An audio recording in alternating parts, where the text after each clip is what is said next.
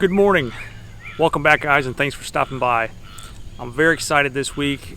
Last week, as you remember, we left off having just finished the painting of the entire porch, and so everything is looking really nice, but there's one piece left to go, and it's a big piece, and that is the screening and the lattice molding.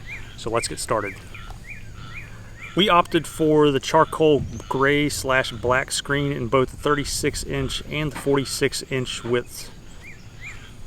We chose this depending on how the framing is laid out, so you can minimize the scrap waste. Some of the frames were very close together and then some were further apart, so we had to use both. They say to measure twice and cut once. That's good advice unless you measure the wrong thing. Let me show you what I mean. Did you measure it? 78 inches. 86. That counts for it. How'd you measure it? Maybe. Did you actually use the tape measure on this section? Mm-hmm. Well, I took the same as that one. I told you to measure each section. Well, that wouldn't matter because I didn't follow that. I just said 78. You dumbass. Alright, let's finish this. So after a rough start, we finally got our act together, or I got my act together and started measuring things and remembering what I actually measured. Every time we start a new project, there's a certain amount of figuring each other out. Then we get into a rhythm and we start knocking it out like a well-oiled machine. All right, first section is now complete. On to the lattice. We're using PVC lattice this time around instead of wood. I should mention that there is nothing about this porch that is standard, meaning that each individual piece of lattice needs to be cut to a specific length. We're trying to keep each piece accurate down to 1/16 of an inch, so each piece will look snug and seamless once it is tacked up. We figured out quickly that we needed to be in lockstep in terms of measurement, meaning it's important to use the same tape measure when measuring the area covered as well as the piece of lattice that you're cutting. If not, you're going to have gaps in the PVC and that just won't look good. All right, section number 1 is now complete with the screen and the PVC. Let's move on. So for nailing the PVC, we have a Craftsman air compressor and a Craftsman finish nailer of 16 gauge. This is what we had on hand, and it's now probably about 12 years old. But if I had to do it again, I would lose the air compressor and definitely go with just a cordless nailer. The hoses and the tanks are just cumbersome when you're constantly going up and down on the ladder. It just is inviting an accident, and it's just an accident waiting to happen. So let's keep moving on to the front side of the porch. After the first section, we are now in a rhythm.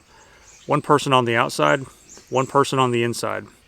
One person stapling, and the other person holding the screen tight and passing the second stapler once the first one is empty.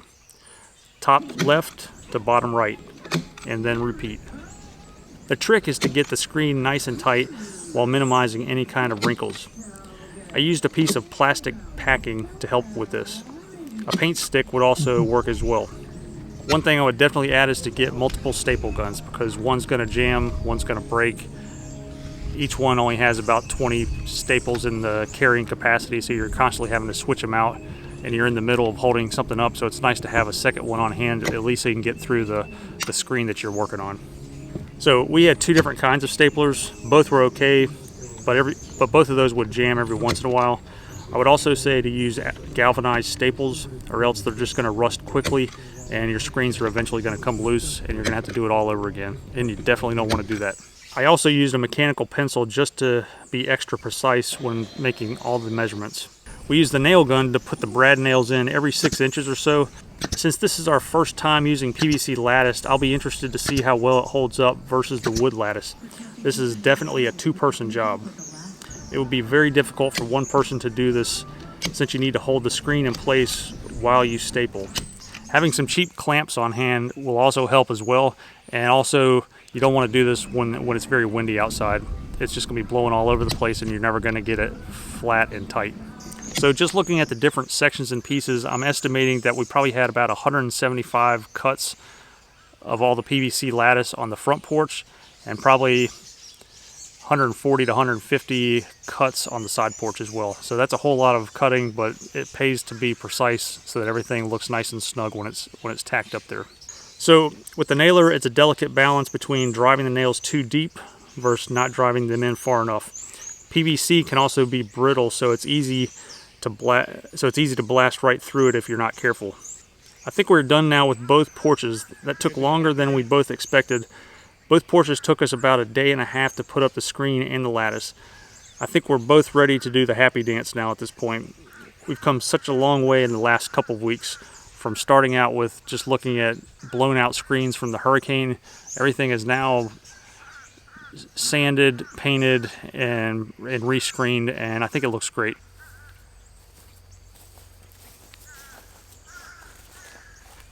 Yes, we're finally done.